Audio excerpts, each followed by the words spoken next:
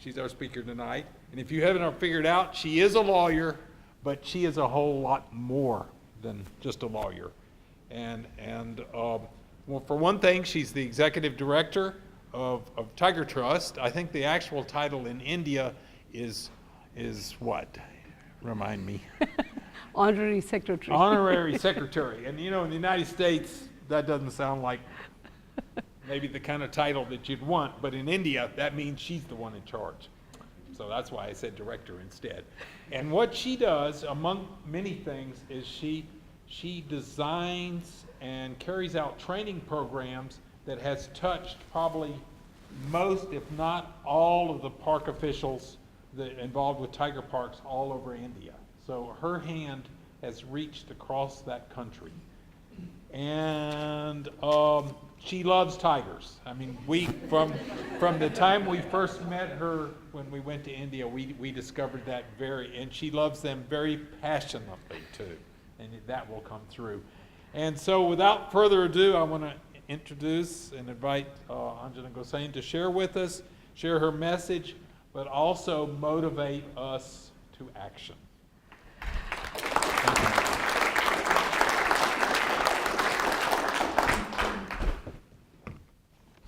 Thank you, Louis.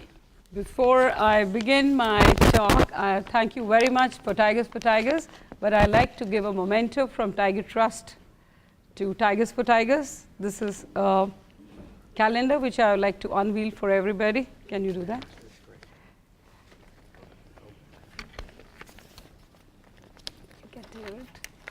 This is a present from India to United States, and this is the calendar which is the beginning of the year for our joint efforts. So you have this calendar of 2013. This is from Tiger Trust to Tigers for Tigers.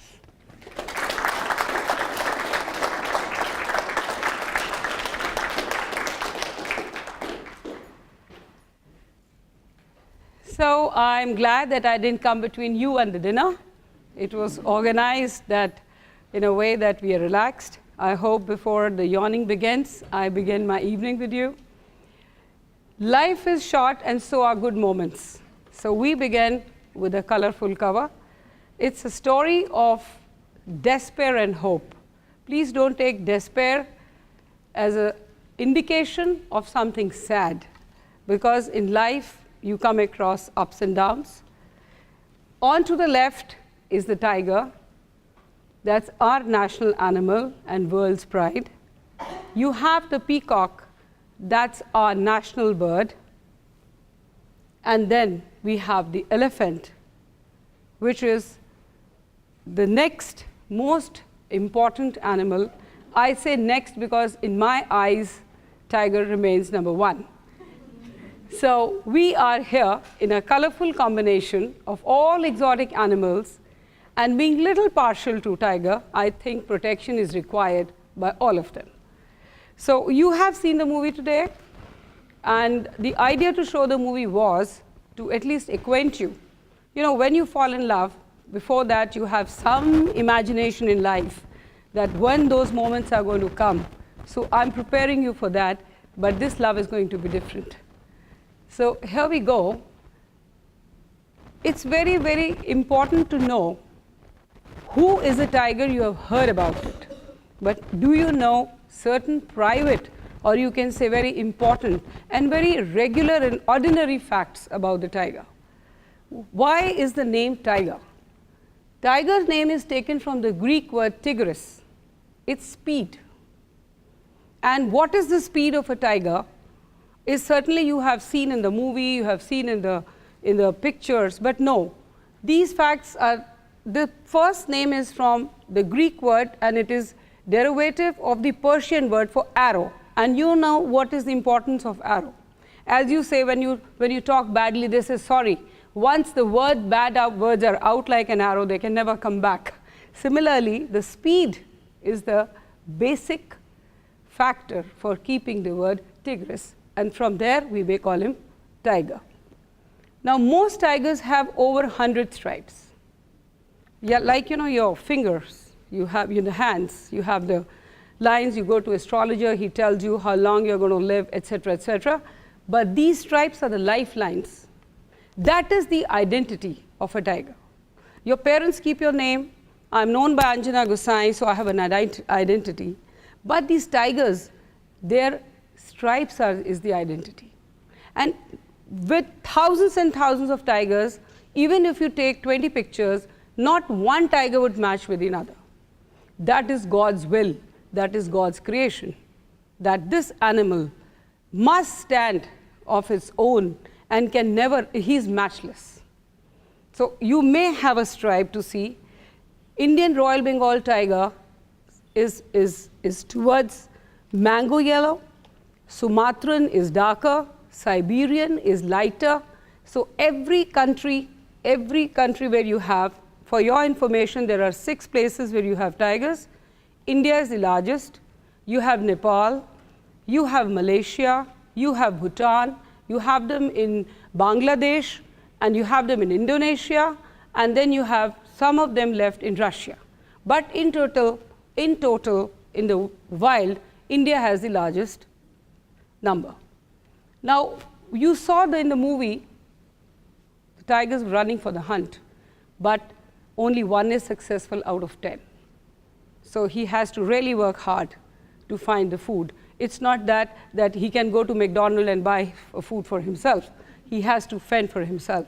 And that is what makes him really raring to go.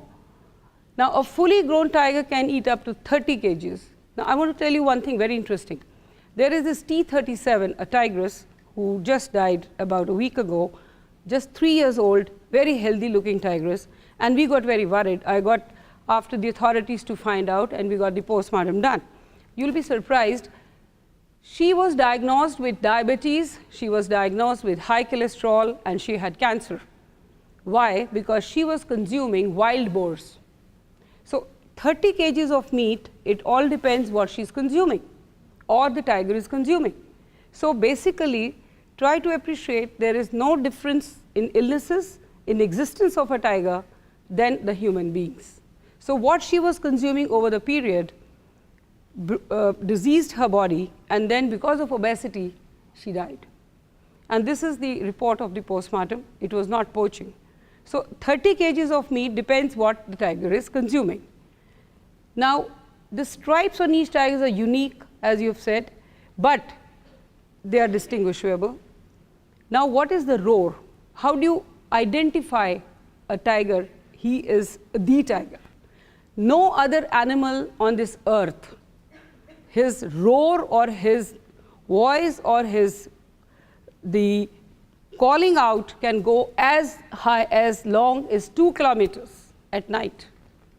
If he is roaring, you can hear his voice till 2 kilometers, which is very unusual, and particularly in dead of the night. So whenever there is a movement at night, the animals get to know he is moving. Tiger is not slimy. Leopard is. Panther is. Tiger is a royal animal, and he thinks, I'm very powerful. He walks straight. He's a straight guy. He doesn't know how to go left and right. He walks straight. So when you heard in the movie that they take one path, mentally also they take one path, and they follow. And they become the biggest prey for poaching.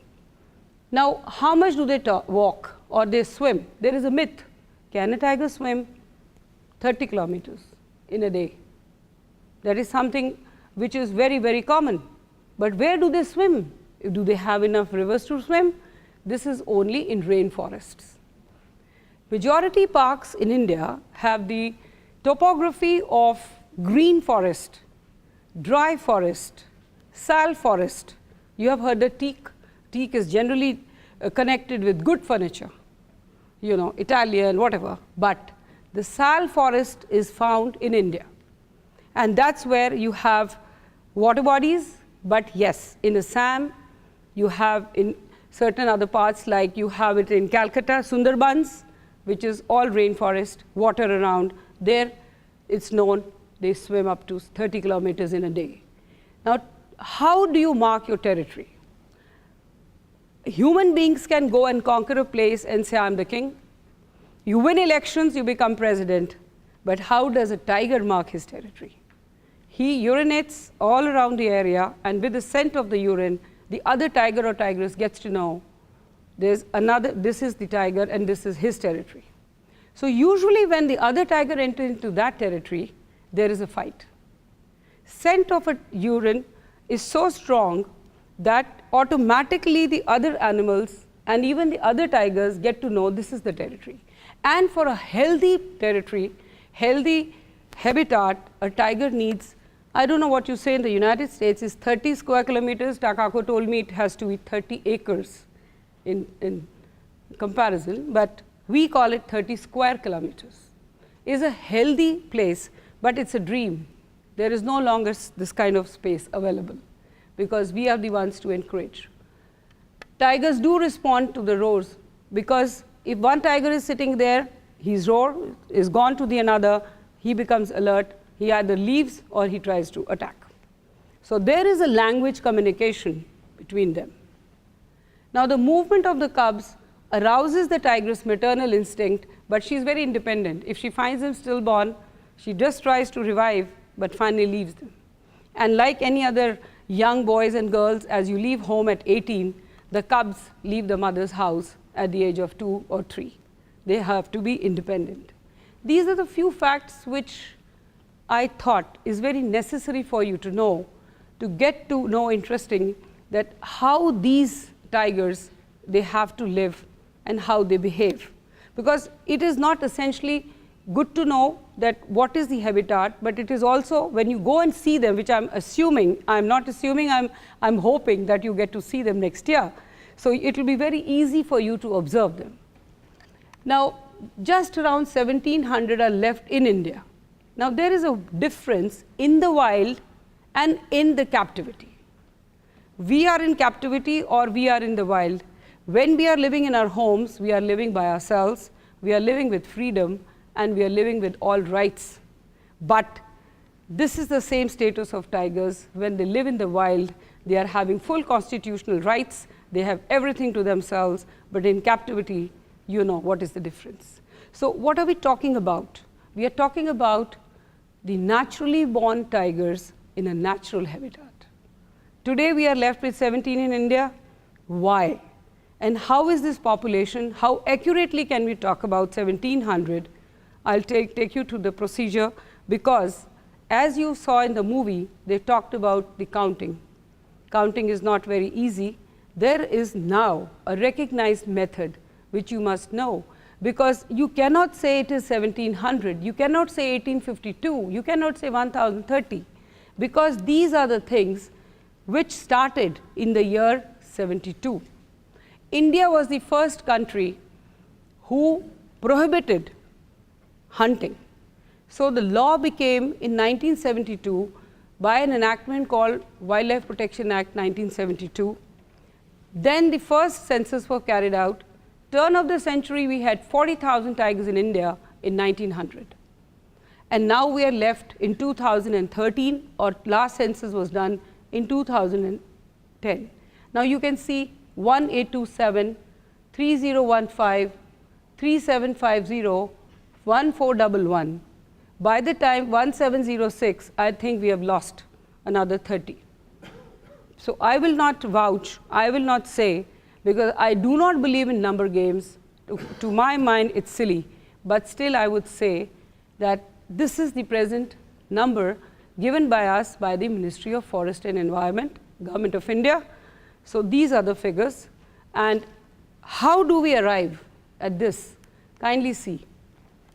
This census methodology, as you have seen in the movie, is the recognized system of the scientist, that is a camera method. Now, how does the camera method work? It's a very, very long procedure. Mr. Ulhas Karant had to fight for 15 years, and I'm very proud to say that I was the first one to petition the Supreme Court in 1992 to challenge the census methodology on behalf of Tiger Trust. And I said all these numbers which are coming from the government are fudged. There has to be a scientific method to count. There has to be accountability. There has to be transparency.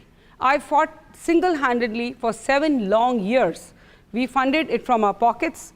I will take, when the time come, you will get introduced to Tiger Trust and other people involved. But I was happy that after 7 years struggle, the government of India was directed by the Honorable Supreme Court of India to recognize this method of camera and change the methodology from pug marks to the camera method. But how do you do that? It is the field data collected at the beat level. What is a beat level? The beat level is like you have 5, 7 tables here. Every forest has at one particular division a beat. The beat center, which is manned by the forest officials and the forest guards. With the beat and with ocular vision and by daily data they collect, they take a sample of number of tigers around the area. That is a very primitive method, but a very accurate method, because they are on patrolling and they get to see and they identify the tigers. So with that, standardized protocol means that is the system which is going on over the years. So with that standardized protocol, they collect the data, and that is how it is put in a paper. Then what is the analysis of habitat status of tiger using satellite data? Now what it is like, if it is Ranthambore, I am talking in Rajasthan, it is a dry area because Rajasthan is a desert area. Then we take Sundarbans, it is rainforest, it's got water all around. Third is Kanha and Bandhavgarh. The topography there is known as a range of greenery, that means sal forest, teak. Lot of trees, and then you have you have valleys. They're the most beautiful parks, that is these 2 parks. So basically they will decide after analyzing how this habitat has to be looked into for census. Then you see the final phase is 3, camera trapping. You saw that. What is the camera trapping? This is a tree, this is a camera, this is where they'll tie the camera, and those cameras remain on all the time. And during the census methodology, or whenever the months are chosen, whenever the tiger crosses in front of the camera, it clicks. Once it clicks, the picture is stored in, and then he walks another 2-3 kilometers, there's another camera, then his picture is taken.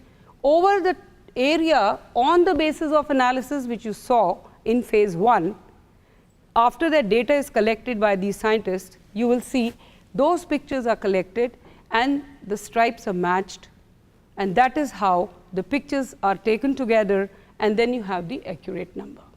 So this census methodology is one which was used in the last census, and on that basis the arrival is of 1802 and odd. Now we said 1700, the number is 1800, it really doesn't matter. What are the challenges which is faced by this animal? Basically it's us. He has no other challenge but the human being, because every activity you will see he is facing is due to number of reasons. You have seen it, but I just want to make it as short and interesting for you. What is habitat loss? Nowadays all developers are looking at raising structures, but what is the habitat loss due to human settlement? See, for 500 years, 400 years, these tribals, you also have tribals in the US, they were part of the forest. It is us who decided in 1972 to declare a particular habitat, to call it a Project Tiger. So at that particular time, all these villagers were inside the park. The moment we declared them that it is a park for the habitat of the tiger, say this is the room, and we decide the tigers have to stay here, but unless I clear the table, unless I ask you to go, can another person come and sit here? No way. That didn't happen. We did not clear the villages out of these park areas, and we decided to declare them. So there was a complete animosity among the tribals and the forest officials. They never got together. They said, sorry, we had 400 years ago rights to live here, and you are asking us to go out. So they never synchronized. So what happened? Those settlements continued to remain, because it was a big financial drain for the Indian government to give them compensation. They gave compensations in few of them, and rest of them remained. So these habitats, it's incorrect to say, have come now. They have been there since the beginning.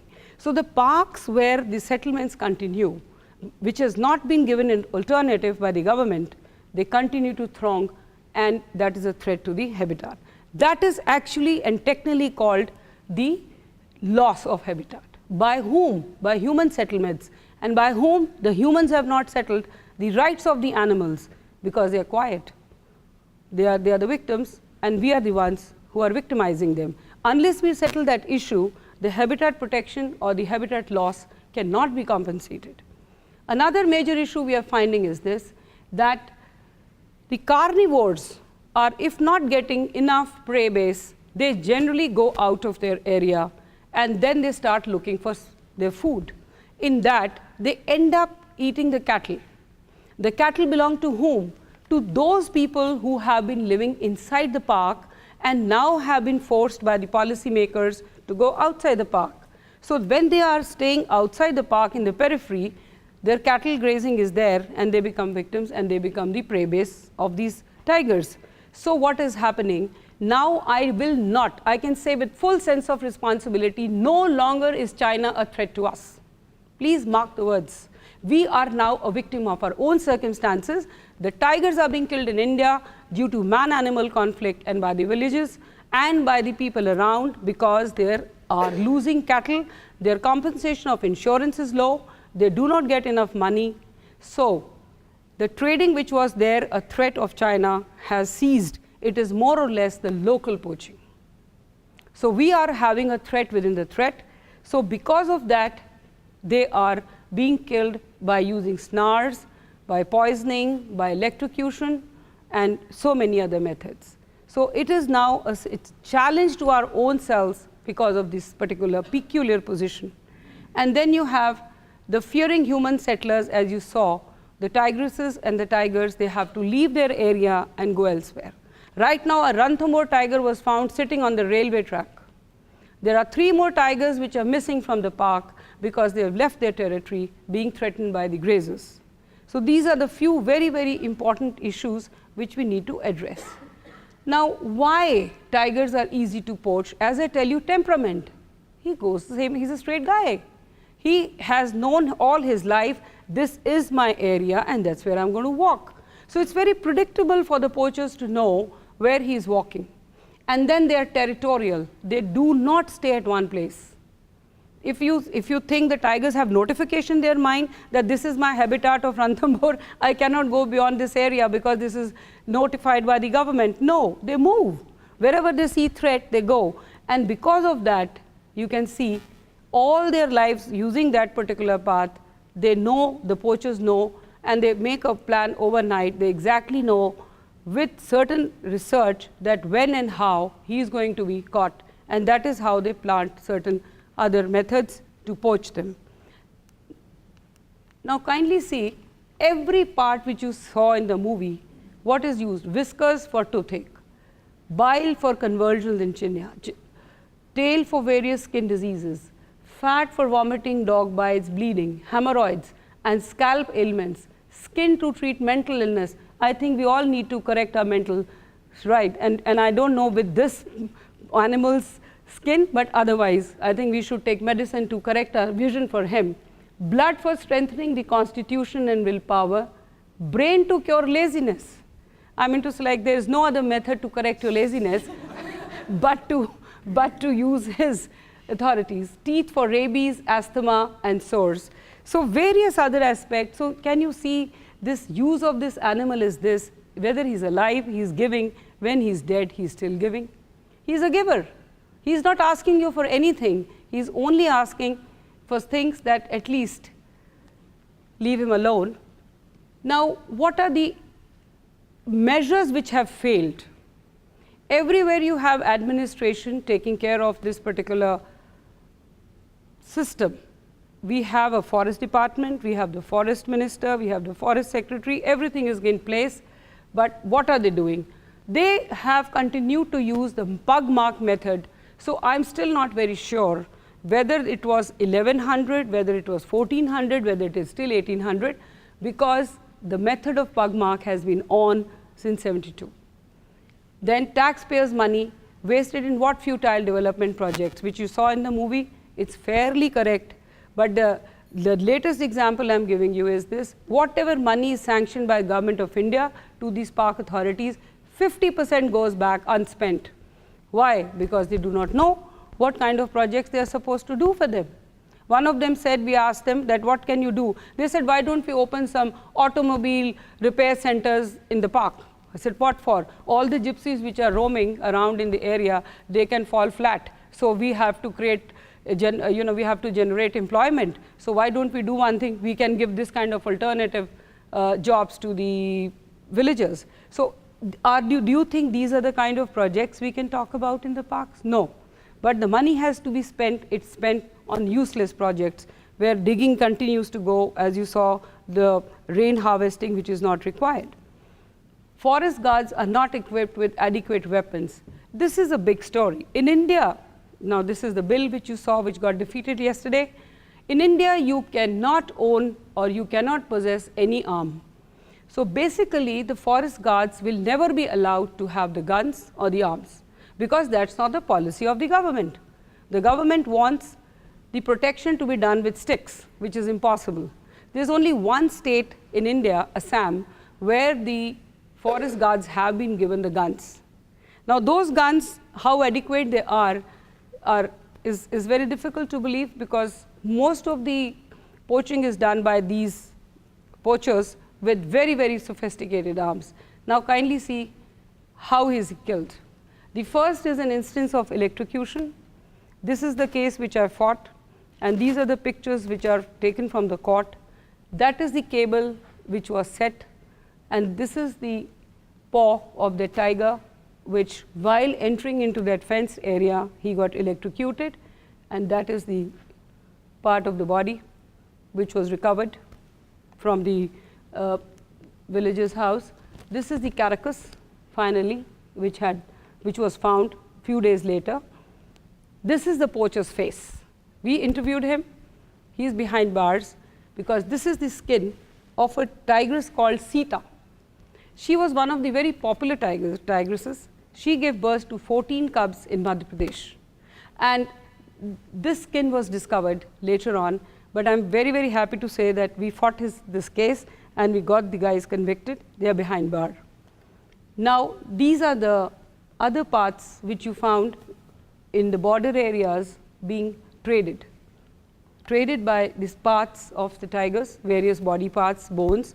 Mostly this is found in Nepal and China. This is what you need to do, and here is that illegal trading which has been taking place, and they are being sold in the open markets. The dying roar, this is one of the there are 4 to 5 types of methods used to kill the tiger. One is poisoning. Poisoning is done by either poisoning the water sources, or they poison the animal, and the cubs, they innocently they go, eat away, and then suddenly you see them dead. Third is the snare, which I told you is a very crude device which is dug inside, and the animal walks innocently, and then the paw is stuck, and then they beat him with the sticks. And fourth is the bullet, which is very rarely used because it makes noise and you get caught, so the poachers do not use for the tiger. Now, these are the challenges which the tiger faced, but what can you do for him? There is a difference between, I was just saying, conservation and conversation. We continue to converse about it, or do we conserve about it? Because we need to conserve, and we need to converse less. That means more action, less talking. So how do we do about it? We see this Tiger Task Force, much talked about, the Honorable Prime Minister was when we were shocked to hear that Sariska, a park, a pride, is totally wiped off. There were more than 16 tigers, and they got completely wiped off in a short span of 2 years. Once the park got wiped off, then it was decided, let's do something. And then at the national level, this task was made, and this Tiger Task Force went into inquiry, suspended couple of heads, the heads rolled, and then they finally didn't know what to do. So the park remained empty without anything for a number of years till something else happened, which is going to come up shortly. There is a unique thing which they decided is translocation. Translocation means if Clemson gets very crowded, pick up few students and dump them in another university, and pick up some more where it's less and balance the population. This is something is called translocation. Project Tiger, which is, of course, a very, very proud thing to me to announce that this trust, which I am looking after, was founded by the first project director, Mr. Kailash Sankla, and he was the one who started this. That was the first recognized autonomous body to give the rights, the recognition to the tiger. And then Constitution of India, it is, they have made a control cell to be headed, and this is the fourth one, which I said is the translocation, one of the recommendations given by this. Now, accept the shortcomings, very tough. If you have committed some mistake, would you admit to yourself? I don't think so. It's very, very hard for a human being to accept shortcomings. Very easy to say, but then in management, you have to do that. Because whenever you come to park managements, you have to at least see what has gone wrong in the past. These are the few things which they need to accept is this. One, bullet for bullet, you have heard about it. Death for death, offenses to be met with strictest punishment.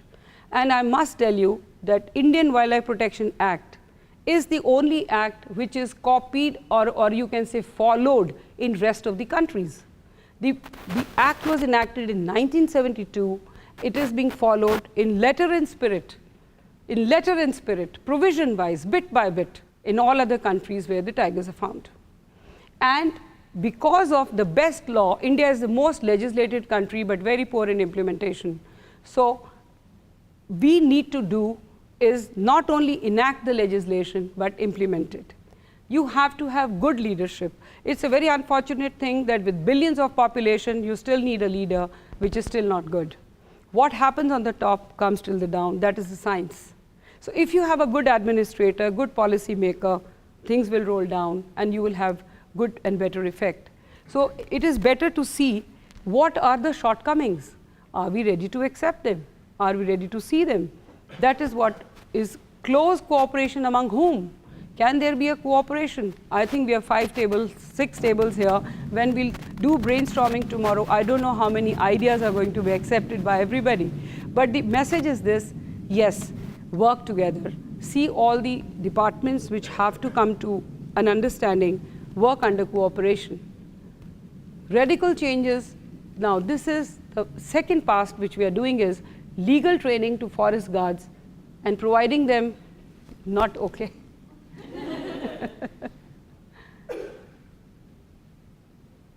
Yes, legal training to forest guards and providing them with adequate weapons. These are two distinct things. Legal knowledge is also a weapon and physical weapon is also a weapon. Which is more powerful? We have to bring both of them together.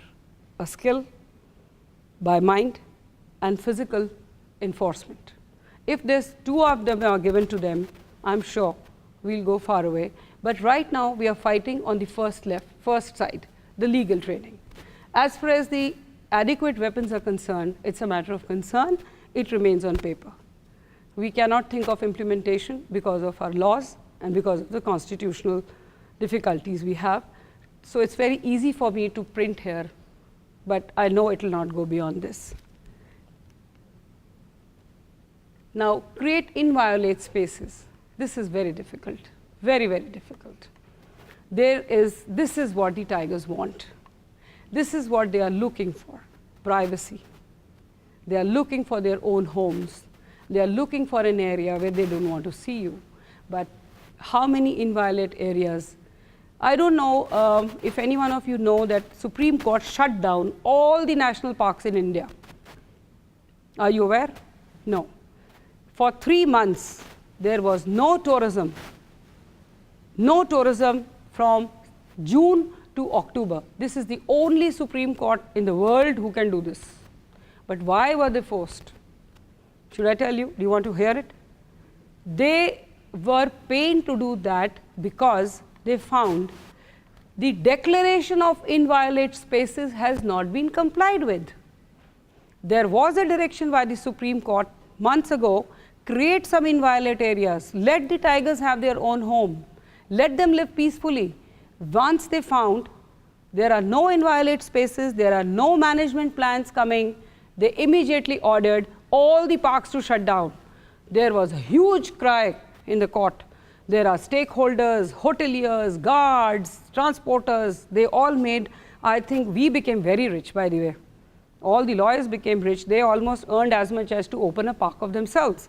But finally, after 3 months, when they gave an undertaking that we would comply with this, then only the parks were opened in the month of October 2012. So that is one shock which the park authorities have heard and learnt, that there can be somebody. So I'm sure the tigers were very happy that somebody acted on their behalf, acted for the silent victims. Now, restrict human population, which is something now being carried out by various authorities to shift these villages from inside to outside, give them compensations, alternative lands, to have lesser pressure.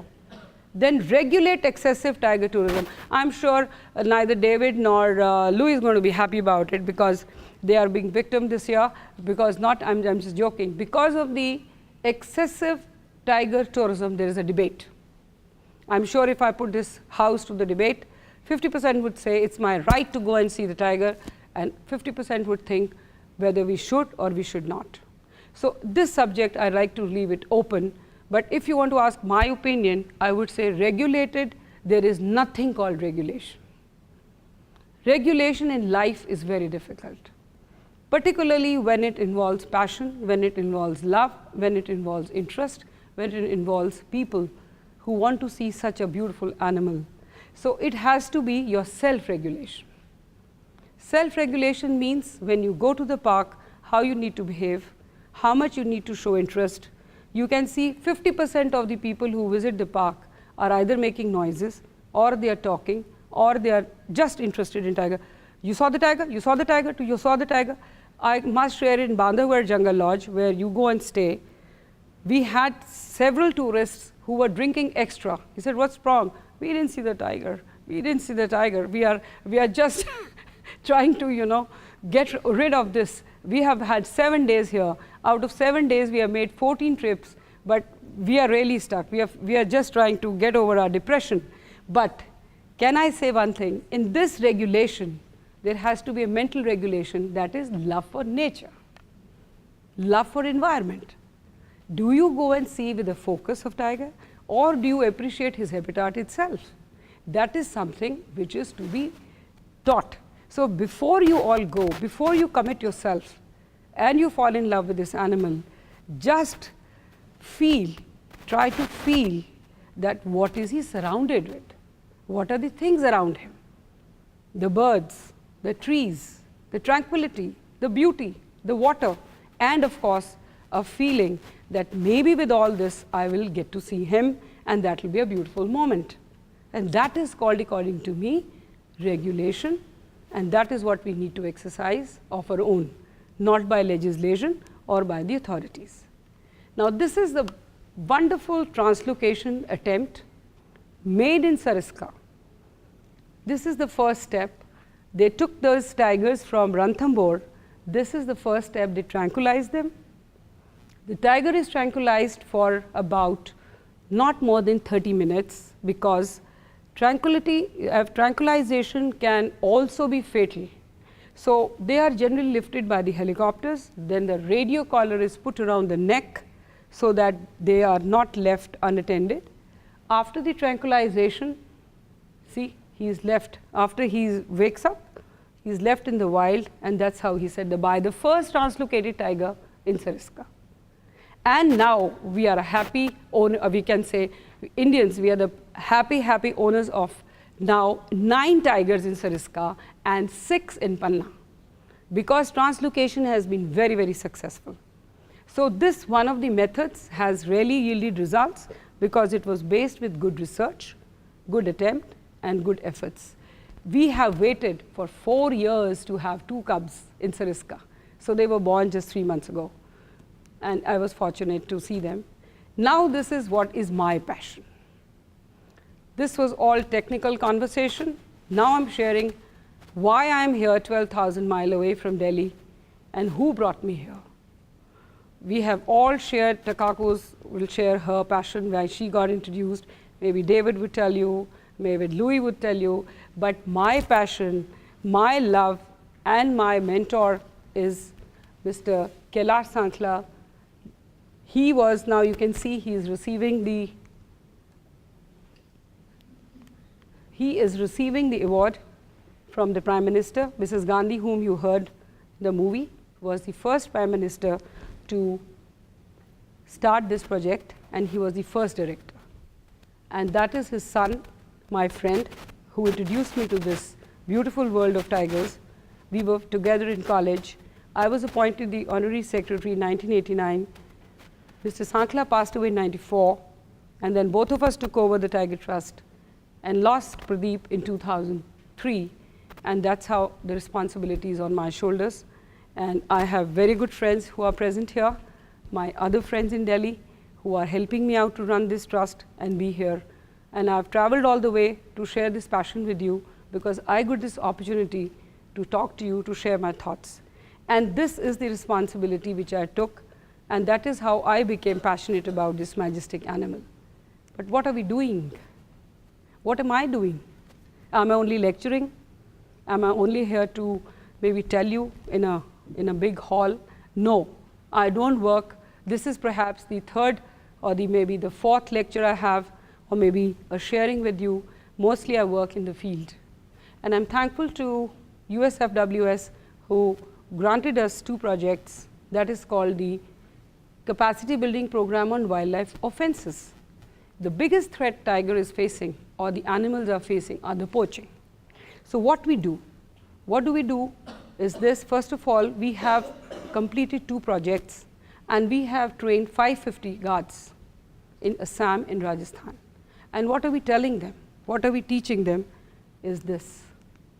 Kindly see, this is the training.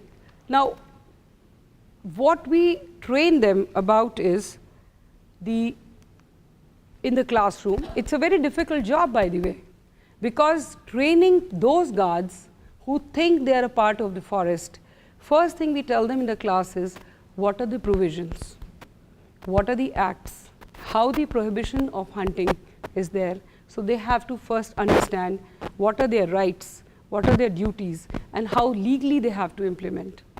Then after the grueling classrooms, we take them to the field. You see this here? We give them mock cases. We create mock situations. We tell them there is a hunting, there is how the animal has been killed and what you have to do with them. And this goes on for days together. We live in the field, we live in the forest, and we live in very primitive situations with these trainees. This is Assam.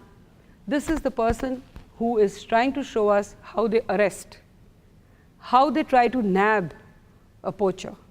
And that is how the exercise is done. So we are doing these trainings in 110 degrees. Sometimes we are doing in rain, sometimes we are doing in acute winter. But thanks to the faculty which I get, we do it. And today we can say, due to this training, the number of people across in the last 10 years, Tiger Trust has trained more than 2,000 forest personnel. And the last ones we have done is these 2. And now when we go back, we are going to start in Taroba, Maharashtra. This is also taught. The veterinarians tell them how to make a scene of crime of scene, how to lift the evidence, how to collect the blood. And that's how every forest guard today who is trained under a training program is equipped, has the knowledge to do this. I cannot promise what they do finally, but at least the attempt has been made, and we have worked like a catalyst. How has this program been beneficial? The beneficial is this: they have got better legal skills. At least they know what they have to do, and when the time comes, how they have to act. They are confident, they are better educated, and now at least they have learned how to talk to their seniors and how much they need to do in a case. We have got better conviction rates. The feedbacks have shown the arrests are have increased, and number of cases, though registered, are achieving better success than what they have. And the best part is this: now they feel involved. They don't feel helpless. They don't feel helpless. They think we are equipped and we are confident. Now, other thing which we do is catch them young. You see these young people, these young students. I just want to share the thought of this girl. When I explained to her, why do you want to save the tiger and what would you do? She just got up and said, the first thing I'm going to do is, she threatened me. She said, I'll get a gun and kill the poacher. The other girl said, she's 5 years, she said, I want to write a letter to the Chinese Prime Minister and tell him, stop killing our tigers. Now this is a thought process of 5, a thought process of 6 years old. If I'm catching that young age, I'm motivating you people. I don't know how far I would be successful, but I'm sharing these facts with you, that if we catch them, if the awareness program is made at a larger scale, we'll have more and more aware younger generation. Our time is over. I think we are in the process to say bye, but then you are there to take over, and that's what I'm saying, catch them young. And this is one of the very successful plans we have, and for this I thank partly and quite completely Tigers for Tigers, with whom we have this collaboration since 10 years, and what all we have been doing. Tiger Trust and Tigers for Tigers have shared fantastic healthcare programs, schools, and then joining together with the village schools in the periphery of the national parks, where I'm sure some of you, if you're present here, have had wonderful experience in talking and sharing their thoughts, how they feel about their part of the side. And the students from Tigers for Tigers have been carrying very nice gifts and also have been sharing their thoughts. And of course, they have jointly learned to love and understand that why and how this tiger is to be saved. And that is one of the major contributions made for Tigers with Tiger Trust is this, that it's become global.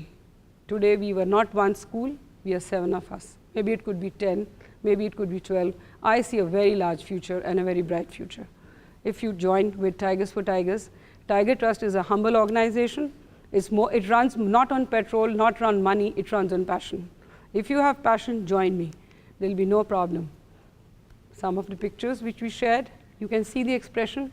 Every year Tigers for Tigers, whether it's this much or this much, but I think whatever I get from them is accepted with a lot of love and affection, and I always cherish it. Whatever they bring, whatever donations, whatever the students give us, it's very, very important for us. Now, the big cat, which inspired writers and hunters, is battling for survival. I'm sure you are joining my crusade for this survival, and this is the message they are giving you. Live and let me live. But this is a story, this is the story of the Bengal tiger, but I have another story which you saw the calendar, and it's a very nice story of the most world famous tigress called Machli. Machli is a tigress which you will go on the net and you will find has the maximum number of hits. But do you want to spend a day in Machli's life? Are you interested to know that? I'll share that with you. Can you start the next one here? Machli is from Ranthambore, and she is the one which is on that calendar. Machli is the most photographed tigress, but I just want to share some of the very hilarious shots and a very nice little story of 5 minutes which I want to tell you about her. So there has to be another one. There's a video for that. Yes, I think it's there.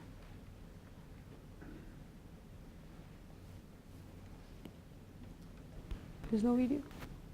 Okay, then you start with that one. Lady of the Lake.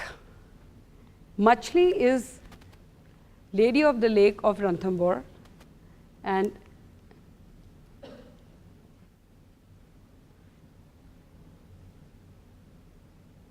following my glorious trail. My name is Machli. I'm speaking on her behalf. I'm 17 years old, the oldest living tigress in the world. Her home is Ranthambore. I'm a proud mom of 9 cubs and recipient of lifetime achievement. A day in my life. Paparazzi never leaves me alone.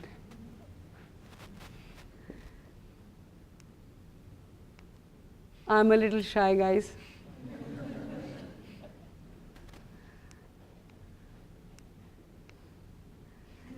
Has to be, after all, I'm queen of Ranthambore. See my teeth. Pretty good. I'm a well-maintained 35 years old human being, but I'm 17 in age. Want to have a closer look? Exercise is very important before I begin my day. She's a fit woman after 9-10 cubs, still. Oh, whose reflection is this? It's mine. I better start my beauty regime for the day. Better wash my face. See my manicured nails. See how stylish she is. Now the day has begun. Let me see how my kingdom is. This is exactly one day we spent, and that's how I collected this and made a day. Now, this is restamping the territory. After she saw whatever was around her, you shutterbugs, back again, catch me if you can. Look at her expression. It's typically the similar one. How are my subjects? Now she's ready for lunch. Oh, yummy stuff. She's very, very fond of sambars, you know. Mission accomplished. She did it swiftly, you know. Before we could click, it was over. Have your lunch, don't look at me. Is that not the expression? Well, I'm on diet, had enough. You may have the rest. See her catwalk? Pretty good. Yes. What are you doing, mister, in my territory? There's a tiger. She got. You think who's the boss? I'm the queen. I put you down. Winner. Now, time to drink water after the hard day. Come and play with me. She's so happy. She has had a good lunch. Now, time to cool off. She immediately came into water. Oh, that was relaxing. Now, her family. We have been documenting her generation. Meet my family. See, my family, you must see, that's the mother. Mother, this history is from 1990. She gave birth in 2000 to 2 male cubs, 2000 to 1 male and female, 2004 then 3 females, then 3 cubs, 3 and 2 and 3. So 1 conserved tigress, 1 well healthy tigress. You can see how many she has added from her mother's time. Her daughter, T17, 3 further cubs. Continues, the family grows. Now, you have to decide, folks. Come and see me before it's too late. Tiger's life is 18 years, she's already 17. So I request you come and meet her in Ranthambore. You want to reach out? That's her email address. my special thanks I must share with you is Dr. Sandeep Sharma and Mr. Balendu Singh, who have given these pictures to me, who were the photographers, and the text is by two young students, Aditi, Priyanka Arora and Aditi Thakur, like you. One is a school student, another is a college student, for giving the text. And this is what the Tiger Trust is all about, my address, what have we done, and if you wish to share, first donation is passion, which you have to give me, the love for the tiger, and of course a commitment, which I'm sure I'm going to carry back home with me, is to join our mission, join our journey, and join me individually with the similar passion and commitment which this majestic animal needs. And with these few words, whatever feelings I have, I feel so full and I am emotional at the moment, because this is a great moment for me in life to come and give the message of my founder, of my friend, and all the friends who I am back home, and all my future friends, my future accomplices, and my future generation to join me. Thank you very much, and I'm all here to answer any of your questions.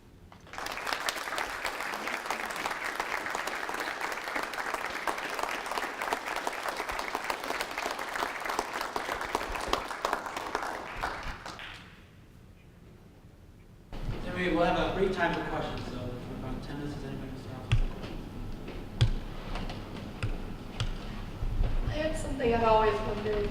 For camera trapping, they have territories, so how does it get more than just the one tiger in the territory? The camera traps are not put in one territory, they are put across as per the data all throughout the area, which is documented. Say for example, in Ranthambore, the total area is 325 square kilometers. So the camera traps would be led in the area which the beat would be informing according to the movements. So if in one territory there would not be one camera, there are more than 2 to 3 at a given time. Yes. I noticed you had funding from the Fish and Wildlife Service.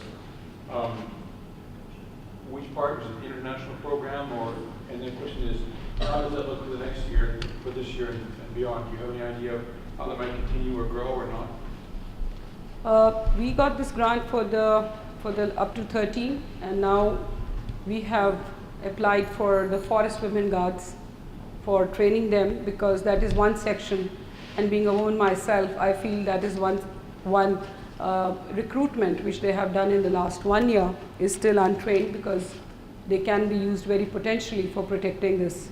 So we have applied, and I hope we should get it. So that is in the international division we had applied. Yes. Right. But you want to create women guards as well? Yes. Right? Now the plan is subject to what is outcome. Otherwise, I'll do it myself. There is no problem, because there is no alternative. You see, unless you make a point in life that you have to achieve this, whether on somebody's funding, otherwise create yourself, or you have people like you. The plan is that in India, we have recruited the forest women guards. First time, 33% was the percentage kept for them. Now, those 33% who have joined the force, they are not being given the duties in the park, because they are very difficult duties. So we want to bring them at the level of the other guards who have already received the capacity building program, and use these women as to reduce the man-animal conflict, because we would be using their skills to interact with the villagers, to interact with the other stakeholders, and try to bridge that gap which has widened so much over the years. So it's a very special program with women trainees, because the Indian women guards, though they might have been in service, are quite shy, and they do not really forward-coming. So it's going to be all women program for the first 6 months. It's called literate legal, means we are just going to tell them this is an offense and how you need to react at a particular time, and most of the other skills would be for making them come and meet with the other stakeholders and reduce the conflict. So this is a plan for them, subject to it's coming. If by any chance it doesn't come through the USFWS, there is an alternative plan, and that is that 10 lawyers have already pooled in enough money to generate the funds. So this will happen in 2014. Yes? How much does it cost to train and then pay one of the One person's training in 1 year costs us with the lodging, etc. In Indian rupees, I can say I cannot really know how much to say in the dollars, but it takes us about, David, how much would it be? It costs about $15,000 per person. So it could be $300 $300 in 1 year. a year. One person. Just to train them. Train them, because we are giving them training, their field training, they are taken to courts, they are transported from one end to the other, resource material, trainer's fee, everything. On one person we spend that kind of money. Then how about pay them to do the work for a year? No, otherwise they are employed. They are employed with the government. Oh, they have other jobs. No, they are already fully paid by the government. It's the money which is spent, good training. It's a good technical training. It's not that you just tell them and then go away. They really get trained. So for that, that's the kind of cost, which is shared normally by, not totally by the funders, which we share about 40%, and 60% comes from the grants. So it's not $300 to be spent by the funder. Most of them, half of it is taken care by trust, and the part of the forest department. I was trying to think about if the students raised money, what could the money be used for and how far it would go? The money can be used in many ways. We can give certain essential things like the caps, or you can say the shoes, or any other smaller items which they can be put to use. They don't have to pick up these tabs at all. Any small amount which we put to use, normally what comes from Tigers for Tigers, we generally use for school awareness. We use it for the villagers, in the sense we have some we have interactive programs, and we use it for the educational programs, and sometimes we give them grants, in the sense the students who do the best, we give them kind of scholarship. So that money is used, because the Tiger Trust doesn't keep that money. It's generally put to use with them. It depends on the scale. So the money is small, the scale is smaller, but at least it continues. Well, I was thinking if every school that had a tiger as a mascot, every student in the school gave Ed $1. That's good enough. Well, you'd have a lot of money. I'll invite you Clemson is to 25. share your skills with me out of that. Yeah, that would be good. Yes. So you discussed the Tiger trip that Clemson University students take. Like, how would you recommend, like, all these other schools, like, they want to start something, to get in contact with other parks or yourself, to get a class started to continue, making this bigger? Because I feel like the trip is huge here at Clemson. Like, it brings in so many of our students. How would you recommend for them to get that started with their schools? Well, it's very easy. If today you feel interested, tomorrow you're going to make a plan, and the third day you will come to consensus that all of you are interested in this. I'm sure, being one of the important parts of the Tigers for Tigers being experienced for coming to 10 years, you can join hands. You can have some continuous activity of communication with each other. Tiger Trust can continue to feed up with information, and then you can plan the time and the month, and we can jointly have an activities with the peripheral parks, the schools, and the other stakeholders as interactive sessions with your students and them. And the first thing would be you visit the parks, see the tigers in person, and then you continue to have the first, that is called a very, very small effort. Maybe you could have 10 students, maybe you could have 20 students, spend 4 to 5 days, see the tiger in the wild, and have your first experience. Have a small commitment. Always have a small, take a baby step. But that baby step should be with full commitment. And then obviously, once you start in 1 year, then you will grow. And whatever efforts, whatever requirements you have from Tiger Trust shall be given. And for that, all you need is to make up your mind. The rest is, we can always fill in. So for that, you need motivational thing. All the schools need to get together, speak to your authorities, tell them we need to save a mascot, and that is the land to go to. All opportunities are there waiting for you. Yes? Hi, yes.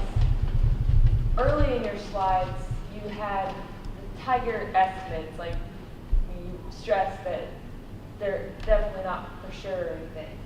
But on that slide, it said in 2006 there was an estimated 1,400 tigers, and in 2010 there was an estimated 1,700 tigers. Yes.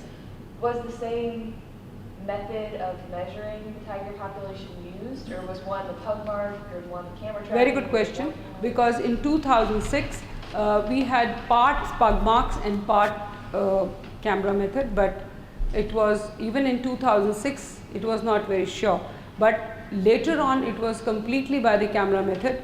So that's why the number of 300, it doesn't mean that 300 were not there. See, there are two parts of the tiger survival. One is the territorial, that means the protected habitat where you have, that is a national park. The tigers outside the territory were also counted. So they found, to their dismay or their horror or their surprise, that there were more tigers outside the park than inside. So because they strayed out, so keeping those numbers and certain other aspects which they clarified with the technical points, they found that at least 100 or 120 were more. And then in the meantime, the conservation efforts had also improved. And there were so many cubs. You saw just now in Ranthambore. Ranthambore has had more than 14 to 15 cubs in the last 1 year. So if all the cubs survive, so each, as you have heard in the movie, there is basically not 16. 16 is not the correct number. See, the tiger starts giving birth to cubs after every 3 years.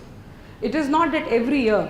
That's why they say there is a difference between a donkey and a tigress. Donkey gives birth to 10 and tigress gives birth to 2. So that's why they say, oh, the child should be raised like a tiger.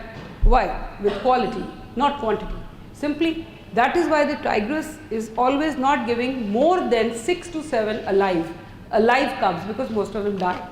Though it is the capability of going up to 16. So if these 9 are kept up to their true situation as the efforts are going on, the Ranthambore is already having more population than the territory. So this number is 18 or 1700 which came up was better and you can say accurate methodology which was used. So it brought the number higher. And then of course the poaching is under control. The biggest worry right now is rhinos in India. We have lost 45 in the last 6 months because of the weapons. They come with the XLR, they come with the automatic weapons. In one go I don't know if you know, a rhino is killed with single shot, with 202 bore. It's a very primitive gun. The single shot is right in the forehead, and then he's bled to die, and then the horn is taken away. The value of the horn is in the market more than $3 million because it's being used for the medicine. And unemployment in Assam is so much on the rise that there is so much of money in the park, in the area around that. All the unemployed people are now using this method. So this is another challenge we are going to have. Thank you very much, Anjana. You're welcome. Great talk. Thank you very much.